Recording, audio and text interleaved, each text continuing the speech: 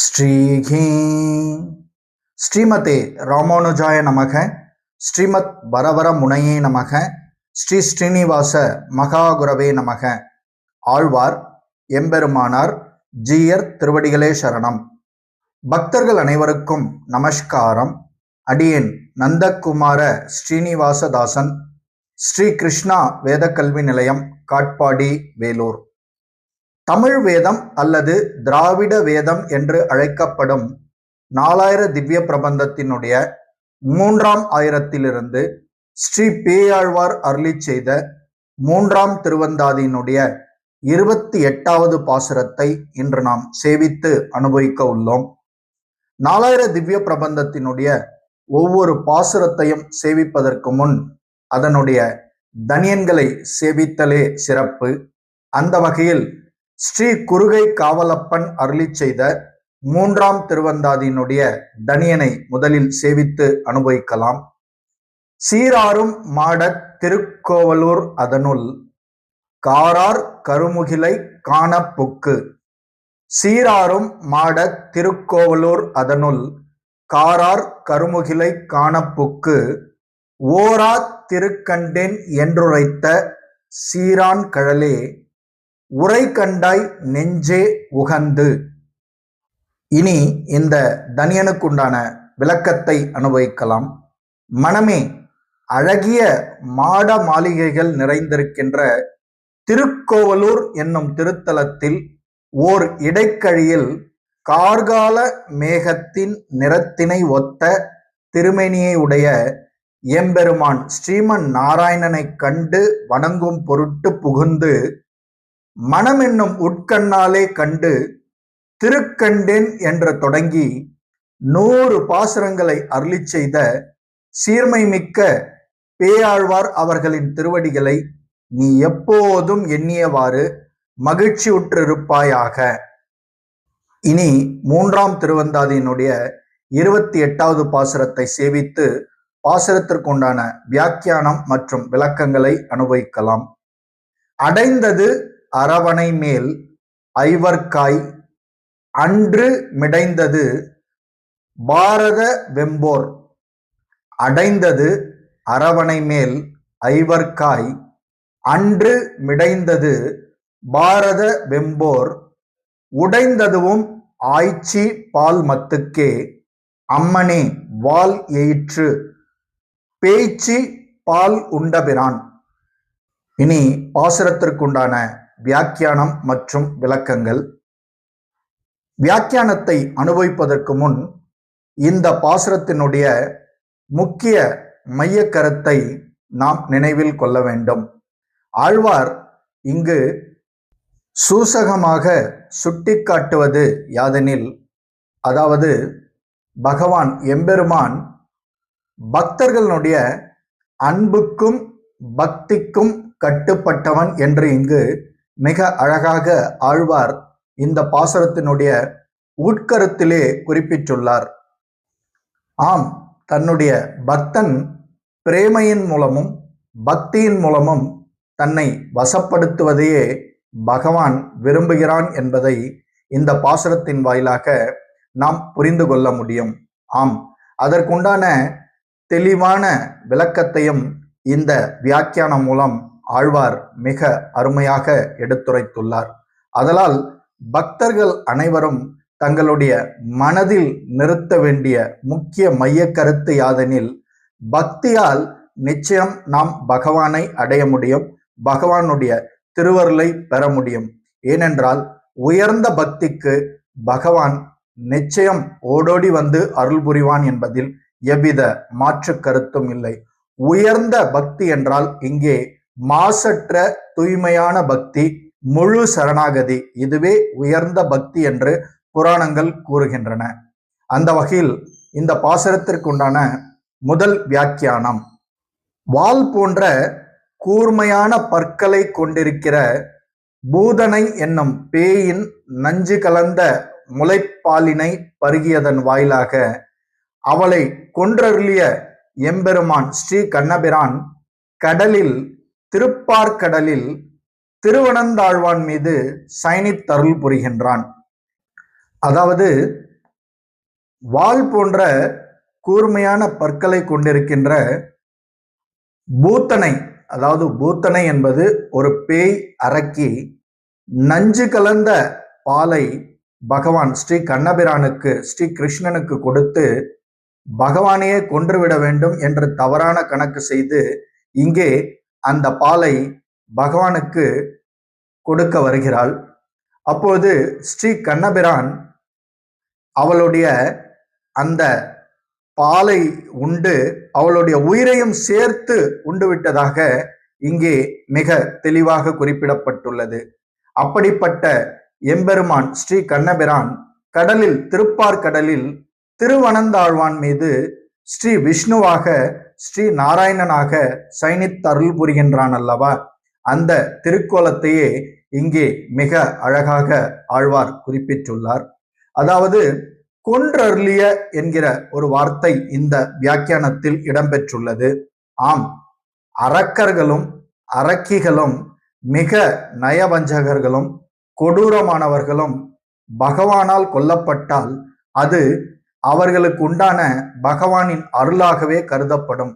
காரணம், பகவானுடைய திருக்கரங்களால் கொல்லப்படுவதற்கும் ஒரு பாக்கியம் வேண்டும். ஏனென்றால் அவர்களுடைய பாவ விளைவுகளை தொலைப்பதற்கு இது ஒரு மகா பெரிய வழி. ஆம், பகவானுடைய திருக்கரங்களால் வதம் செய்யப்பட்டவன் நல்ல ஒரு பேரையே அடைவான் என்பது புராணங்கள் வாயிலாக நாம் அறிந்து கொள்ள வேண்டியது. அந்த வகையில் இந்த எம்பெருமான் ஸ்ரீ கண்ணபிரான் பாண்டவர்கள் ஐவரும் வெற்றி பெறுவதற்காக கடுமையான பாரத போரினை நடத்தினார். ஆம், பகவான் ஸ்ரீ கிருஷ்ணர் தானே அர்ஜுனனுக்கு உபதேசம் கொடுத்து அந்த மகாபாரத போரினை அங்கே அரங்கேற்றினார். அந்த குருக்ஷேத்திர போர்க்களத்திலே மிக பிரம்மாண்டமாக அந்த போர் நடைபெற்றது. இது எதற்காக? பாண்டவர் தரப்பினருக்கு நீதி கிடைக்கப்பெற வேண்டும் என்பதற்காக அந்த துரியோதனன் தலைமையிலான அந்த கௌரவர்களை அழித்து பஞ்ச பாண்டவர்களுடைய வெற்றியை நிலைநாட்டுவதற்காக அங்கே பகவானால் ஏற்பாடு செய்யப்பட்ட, முன்னின்று நடத்தப்பட்ட போர்தான் அந்த மகாபாரத போர். அது இந்த பாசுரத்திலே மிக தெளிவாக குறிப்பிடப்பட்டுள்ளது. ஆனால் இத்தகைய எம்பெருமான் ஆய்குலத்து பெண்ணாகிய அன்னை யசோதைக்கு அஞ்சி நடுங்கி நின்றாரே என்றோ. இஃது என்னே ஆச்சரியம்! ஆம், பகவான் எவ்வளவு சக்தி படைத்தவன், எவ்வளவு மேன்மையானவன்! ஏதாவது ஒரு உயிரோடோ அல்லது ஒரு ஜட சக்தியோடோ பகவானுடைய அந்த சக்தியை நாம் ஒப்பிட்டு கூற முடியுமா? முடியவே முடியாது. காரணம், அனைத்து படைப்புகளுக்கும் அனைத்து காரணங்களுக்கும் காரணம் அவனே. அதுதான் பிரம்ம சமிக்தையினுடைய கூற்று, சர்வ காரண காரணம். இப்படிப்பட்ட பல மேன்மைகள் பொருந்திய அனைத்து காரணங்களுக்கும் காரணமான சர்வ காரண காரணம் என்று நாம் அழைக்கும் அனைத்து காரணங்களுக்கும் காரணமாகிய அந்த எம்பெருமான் ஸ்ரீமன் நாராயணன் தன்னுடைய அன்னை யசோதைக்கு அஞ்சி நடுங்கி நின்றாரே என்றோ. இது என்ன ஒரு ஆச்சரியம்! அதைத்தான் ஆழ்வார் இங்கே அழகாக குறிப்பிட்டுள்ளார். அதாவது இங்கே அன்னை யசோதையினுடைய அன்புக்கு பகவான் கட்டுப்பட்டார். அதுதான் இங்கே மிக தெளிவாக நாம் புரிந்து கொள்ள வேண்டியது. அன்புக்கும் பக்திக்கும் பகவான் நிச்சயம் கட்டுப்படுவார், ஓடோடி வந்து அருள்பாலிப்பார். அதுதான் இங்கே மிக அழகாக தத்ரூபமாக ஆழ்வாரால் குறிப்பிடப்பட்டுள்ளது. வேறு எந்த ஒரு பொருளை வைத்தோ அல்லது ஒரு சக்தியை வைத்தோ நாம் பகவானை வசப்படுத்த முடியாது. ஆனால் உயர்ந்த அன்புக்கும் பிரேமைக்கும் பக்திக்கும் பகவான் என்றென்றும் கட்டுப்பட்டவன். எங்கு பக்தி நிறைந்துள்ளதோ, பிரேமை நிறைந்துள்ளதோ, தன்னுடைய பக்தர்கள் நிறைந்துள்ளனரோ அங்கே பகவானுடைய அருள் பரிபூர்ணமாக கிடைக்கும். இந்த பாசுரத்திற்குண்டான அடுத்த வியாக்கியானம், வாள் போன்ற பற்களை உடையவள் பேச்சியான பூதனை, அவளது நஞ்சு பூசிய முளைப்பாலை அவளது உயிருடன் உண்ட எம்பெருமான் ஸ்ரீ கண்ணன் அவன் துயில் கொண்டது அரவரசன் ஆதிசேஷன் மேல். ஆம், இங்கே அந்த வால் போன்ற பற்களை உடைய மிகவும் கொடூரமான அந்த பூத்தனை என்னும் அரக்கியை அவளது நஞ்சு பூசிய முளைப்பாலை அவளது உயிருடன் சேர்த்து அந்த பாளையம் உண்ட எம்பெருமான் ஸ்ரீ கண்ணபிரான் தானே ஆதிசேஷன் மேல் அந்த திருப்பார்கடலிலே சயனித்து அருள் புரிகின்றான். அதுதான் இங்கே மிக அழகாக குறிப்பிடப்பட்டுள்ளது. அடுத்ததாக, அன்று பாண்டவர்கள் 5 அவன் நடத்தியது கொடிய பாரத போர். ஆம், பஞ்ச பாண்டவர்களுடைய நீதிக்காக, அவர்களுக்கு நீதி கிடைக்க வேண்டும் என்பதற்காக ஸ்ரீ கண்ணபிரான் தானே அந்த மகாபாரத போரை நடத்தியது. அதுதான் இங்கே தெளிவாக குறிப்பிடப்பட்டுள்ளது.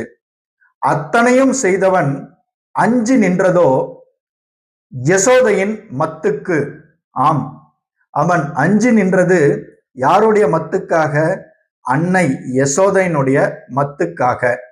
அதாவது தாமோதர மாதம் என்று கௌடிய வைணவ சம்பிரதாயத்திலே ஒரு மாதம் முழுக கொண்டாடப்படும்.